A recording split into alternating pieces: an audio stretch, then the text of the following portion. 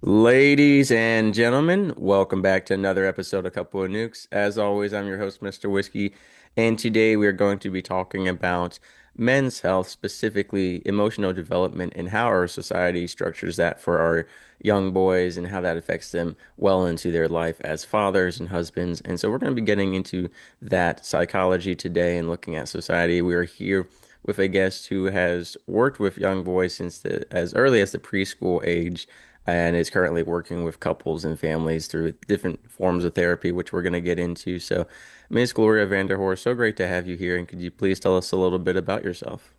Thank you, Mr. Whiskey. I'm delighted to be here and to talk to your audience. I'm a psychologist in private practice, and I got into psychology through math. I Hmm. loved math, and I wanted to be a math teacher. And so I wanted to finish college in 3 years with a 4.0. And I was on track to do that until I ran into Calculus 2. Hmm. And I barely scraped through that class. I Right. didn't understand anything that was happening, and I was delighted to get a D out of it so I didn't have to take it again. And I immediately then switched my major and my minor was psychology. I was taking psychology because it was a break from math. It was fun and Right. enjoyable. And so I've landed in the right place because I've been doing it for 50 years and I truly enjoy it. And I've learned a lot from the people that I've worked with. So I'm here today to talk to you and your audience about what I've learned about boys and men. Right. And hopefully during your sessions, no one has brought up words such as logarithms and square root and exponents. Yeah. Right. Yeah, I am not a fan of math at Typically, I all. do not get challenged with math problems. That's good. That's good. And now, so you switched majors as you mentioned, and then upon graduation, where did your journey kind of go from there? So I went from my PhD to teach. That's a pretty normal path, is to get a job in a university. And I was fortunate enough that my husband was in manufacturing, and at that point in time, he could get a job anywhere in the United States. So he said, look any place you want, and wherever we go, I'll be able to get a job. And that was true. We came to Baltimore, Maryland, and he got the Sunday paper and had a job on Monday. So Wow. it was pretty easy. And so I taught and got tenure and then decided that I really wanted to do private practice. I like the one on one experiences with students, and I wanted to do that full time. And I started working in private practice evaluating preschool children, which might be a little bit surprising to people that a preschooler would be referred for a psychological or educational evaluation, but it happens with great frequency to preschool boys. Not so much to preschool girls, because boys are more active, more energetic, they're a bit more disruptive in the classroom, they have high energy. So the teachers in the United States for preschool are mainly females. I think if the teachers were males, there wouldn't be as many boys referred out for psychological evaluations. But the teachers are mainly women. Right. So, they see that boy's activity as disruptive. They wonder if there's something wrong with him. And so they refer him out. And so I got educated by preschool boys. Hmm. And it was a very interesting education. They taught me a lot about what it is to be a little boy in this culture. Now, would you say the main solution is just energy management or getting out that energy so that they can focus in class? Like, what kind of is the solution with that? Well, the solution is really to understand that they are different from Mm. girls, right? And they're different from birth. The one thing that I would love people to learn is that boys come into the world with a broader range of emotional expression than girls do.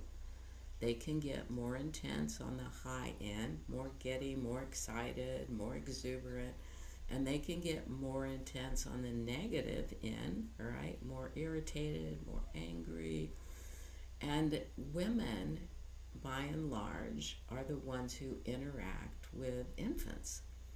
And they don't understand that the boy has that capability. And so they respond to a more intense positive expression or a more intense negative expression with some kind of dismay, right? Maybe it's just a withdrawal, just a little bit of backing up when the infant is getting too intense one way or the other. Maybe it's turning your head away, maybe it's scrunching up your face and going, hey, what's going on? And infants are brilliant. Reading the environment around them is their only survival mechanism, right? They Mm. can't move around, they can't feed themselves. They have to Right. read the environment.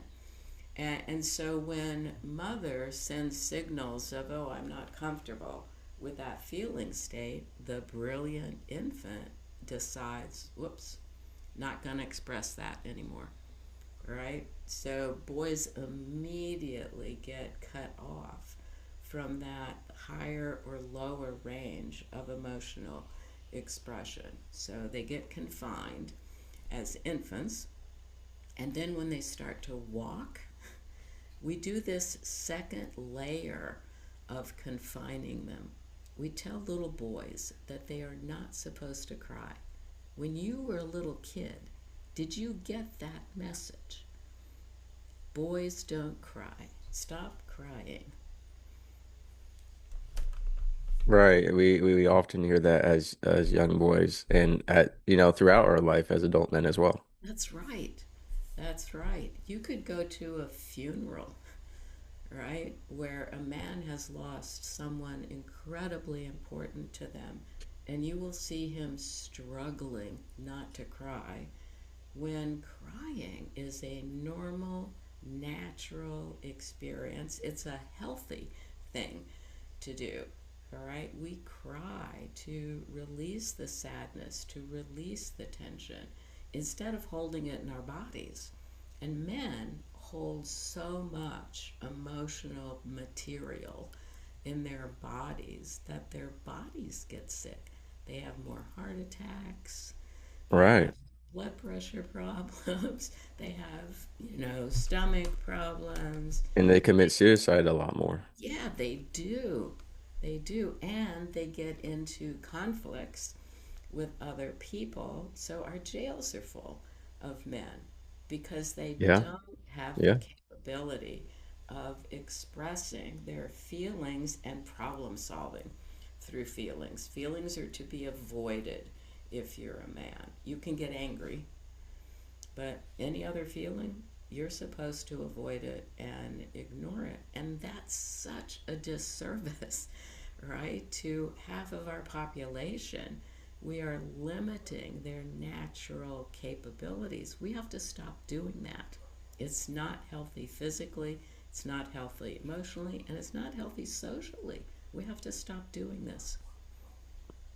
I agree 100%. I personally follow and put forward biblical masculinity, which is expression, which is, Jesus showed us, and many people in the Bible showed us that there is men crying, but there's a time and place to do it. And I think what we have is never do it. And I think the right expression is there's a time and place to do it. There's a time as a man to lead and to show an example, and there's a time to show that emotional expression as well. And one thing that I've always put forward is you look at like a lot of things have been feminized for no reason. Like poetry is a great example. The Bible is full of poetry. Many of the greatest kings and leaders who were mighty warriors and leaders were also The poets, and poems, we've right? made it into something that is more.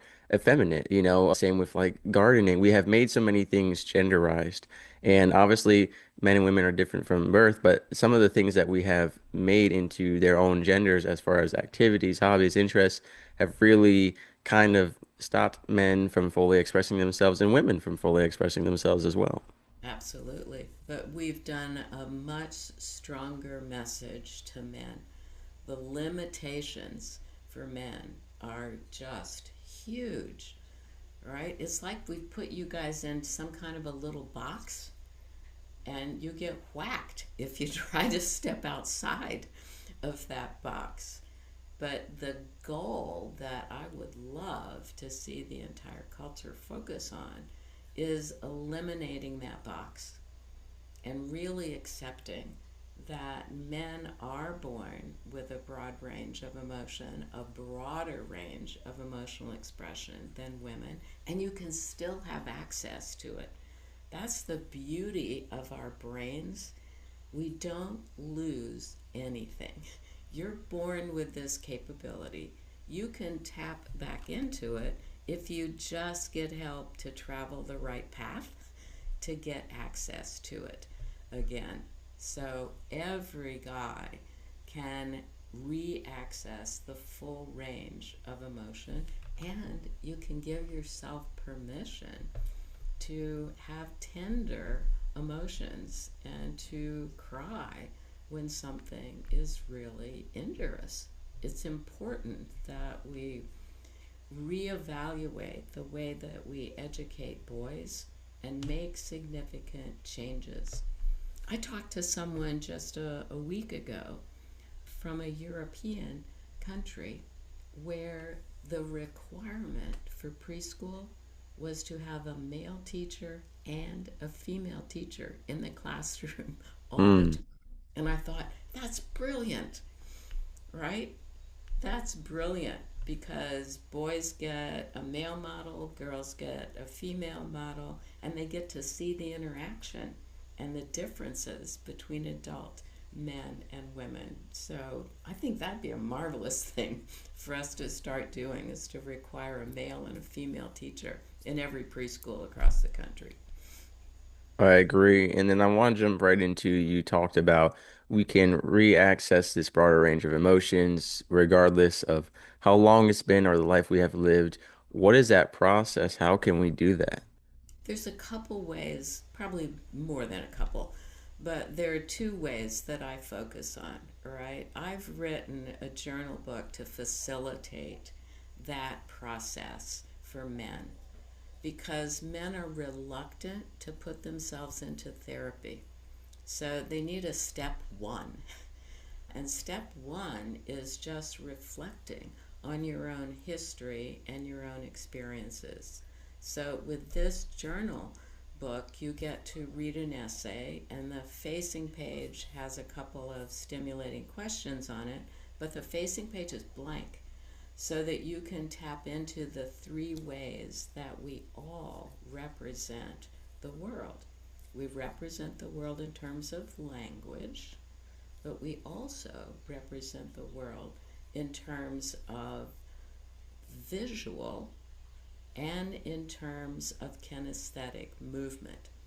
So you can scribble on that page, you could use intensity on that page. I tell people you could tear the page if you wanted, you'll have to tape it back together to read the essay on the other side.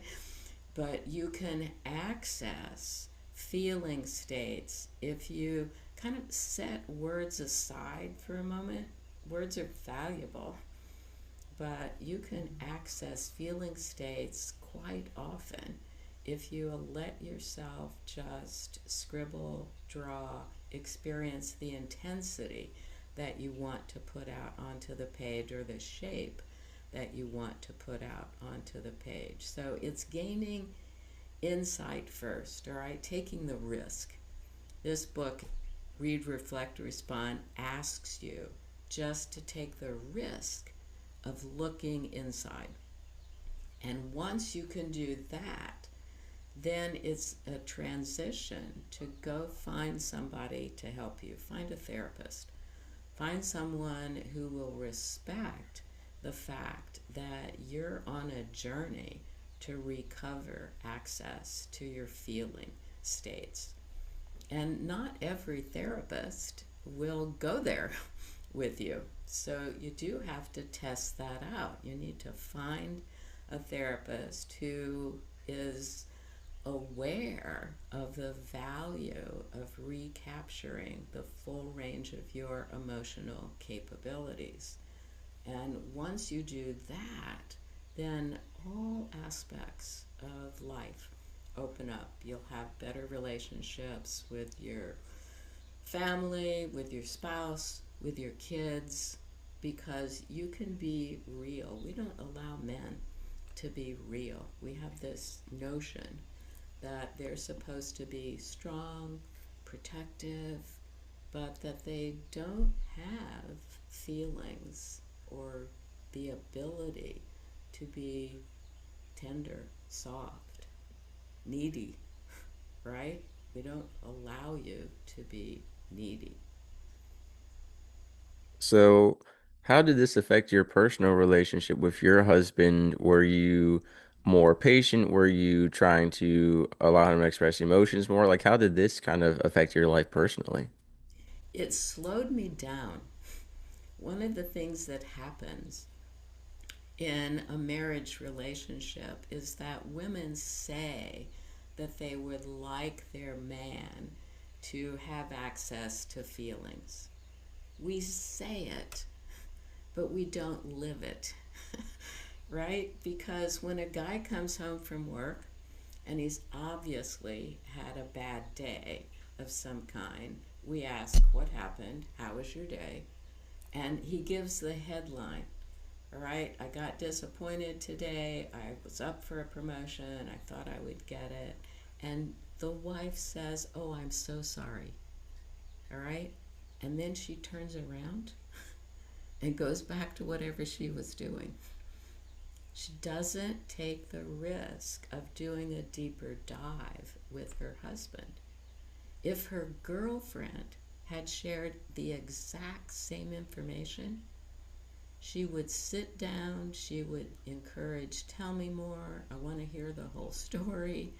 So we say we want men to have access to their feeling states, but we've also been pickled by the society. We've also been trained that boys are not supposed to cry, boys are not supposed to have tender emotions, boys are not supposed to be needy. And so, even though we say we would like it, we don't have the skill set to really encourage it. And if we changed that, it would make a dramatic difference. And so that's what happened for me, all right?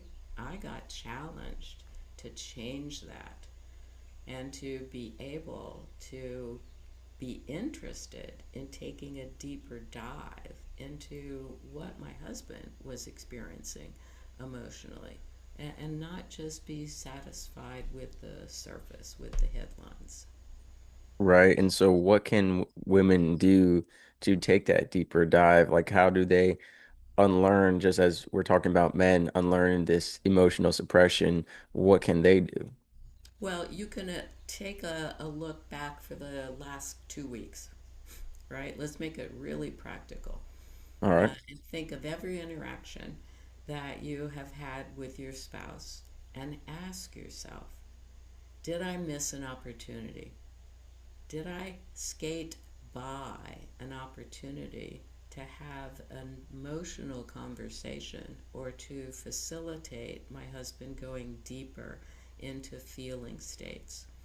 And if you did, then you have to challenge yourself to make that shift. I have on my website a list of feelings that anybody can download. I'd encourage everybody to go there and do it because your brain holds on to everything. So you haven't lost the capability to have these feelings. It's just gone dark. So if you run through the list of feelings, and I think it's like 3 or 4 pages, 3 or 4 columns of feeling words, a ton of feeling words on each page.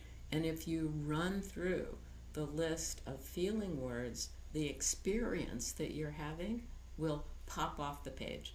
Your brain will recognize it immediately, right? And then you can have a conversation, all right? I'm feeling disgruntled. Let's say disgruntled pops up, all right? That's not a common feeling word, all right? But now I can talk to you about the range of experience that I'm having with being disgruntled and what happened and where I feel it in my body and how intense it is. So expanding a feeling vocabulary for a couple is a great exercise to help both of them, but to help the man in particular be able to legitimize that it's all right to have feelings and it's all right to talk about them, and it's actually healthy to talk about them and to identify them. And something I'd like to share that is pretty adjacent to this conversation that I've personally experienced, I'm sure a lot of people have experienced it, is having a partner on either side say, well, I didn't ask about that because I figured you didn't want to talk about it. And that assumption plays into what we're talking about. And one thing I've really felt like in my partnerships that has made it better is I think it's better to ask and be told, hey, no, I don't want to talk about that, than to never ask and they were waiting for you to ask, Right. because there's a lot of times where I feel like men will talk about this stuff or are willing to, but unless their partner asks, they're not going to bring it up on their own, and vice versa. And I That's think a this assumption of, hey, they don't want to talk about it, therefore not going to bring it up. I right. feel like most people who are grown adults and have emotional awareness to any degree and have those boundary setting skills will say, hey, I don't want to talk about that. Or sometimes they need a little prying into, right? But you That's have to right. be respectful and polite about it. That's right. You're right on target, all right? And it is so important to be curious, to be interested, to want to know, all right? If the woman can communicate to the man that I'm really interested, I want to know, I will take the time, all right, to sit, to listen, to absorb what you're experiencing, that facilitates taking a deeper dive, right? Nobody's going to take the risk of diving into the deep end of the pool unless they really know it's safe. So, safety is critical. Right. Now, what would your advice be to parents to help prevent this? Because what we're talking about is unlearning and new learning. But we Right. can teach this from the start so that our children don't have to unlearn or relearn, but that they have that emotional expression range. So how does this affect our parenting? Yeah, look at the difference between the way that you relate to your boy and the way that you relate to your girl. Right? Really sit down, be serious about examining what do you do when your little boy cries. Ask yourself that, right? Because little boys cry.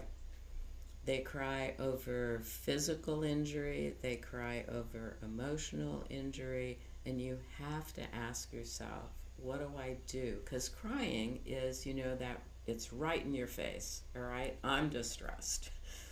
Something is Right. really bothering me, all right? And then ask yourself, what do you do when your little boy gets quiet? All right. Are you kind of delighted? Yippee, he's not bothering me. Or are you curious? You have to raise your curiosity in order to facilitate a boy taking the risk of sharing what he's feeling. Now, if we're looking at toddlers, preschoolers, elementary school, little boys, they're still pretty open, all right? They're going to just blurt things out to you. But as they get older, they've learned the society doesn't want me to disclose feelings. Right. So you have to consciously set time aside to be available to that elementary school boy. I encourage people to even ritualize that time. All right. Sometimes it is easier for kids to talk if they're not facing you. So take a drive, go for a walk, right? Be with that child, but not in a situation where they have to make eye contact and face you, and they become chatterboxes, right? They start to share and tell you. So there's an opportunity then to ask for more. Keep talking, tell me more. How did that feel? What happened next? Right? Encourage the story to unfold so that you can identify the feelings, the series of feelings that that child is having, and legitimize them, label them for the child. That must have hurt. That must have been embarrassing, right? That must have been odd for your friend to do that. What feeling did you have? Be curious about the feeling states, and that gives the child more permission to experiment, all right? To say it's safe for me to tell you about the feelings that I've been experiencing. But too often, we stick to the facts and don't legitimize the feelings. So, the more opportunity you can have to legitimize the feelings of your sons, the better off they will be in terms of their ability to hold on to their feeling states and legitimize them themselves. Right. And then as we conclude this episode, I do want you to share your website, which isn't just the therapy services, but also blogs and testimonies and a whole bunch of resources. Could you tell us a little bit about those? Yeah, the website is a great resource for everyone. It's www.drvanderhorst.com. So it's www.drvanderhorst.com. And you will find there, you can download the feeling sheet. You'll find some other things that you can access. There will be videos of different approaches to therapy, explanations of different approaches, all of the essays and blogs that I've written, access to research. It's a great resource, and obviously, it's a place where you can contact me directly and where you can set up time to work with me. I'd look forward to working with anyone. Perfect. Well, thank you so much for your time today. Guesting on these podcasts, going out of your way to spread this information when you don't have to. I really appreciate that, especially, Thank you. having a woman looking out for us, man. I know a lot of people who read the podcast description or see your bio think, well, what does she know? Why is she involved? And as someone who works in women's health doing domestic violence awareness, sexual assault prevention awareness, I have often been the only man in those spaces and events. And it is for the benefit of men and women, right? Having both people and both genders understand these issues and be involved in these issues, I think it's really important. And so I know a lot of people probably were like, "Huh, what is this?" But I can personally relate from what I've done, and I think it's important. A lot of the opposite gender feels villainized or outcasted from participating in these conversations and spaces, but we need that unity. Men and women are both different and they function together even more so in complementary with one another. So it's important to have those. So I really appreciate and respect what you do. Thank you. It's true that we just become conduits, right? So men just filled my calendar, and what I'm doing is taking that information and sending it out into the world. All right. Well, thank you again so much for your time today. You're welcome.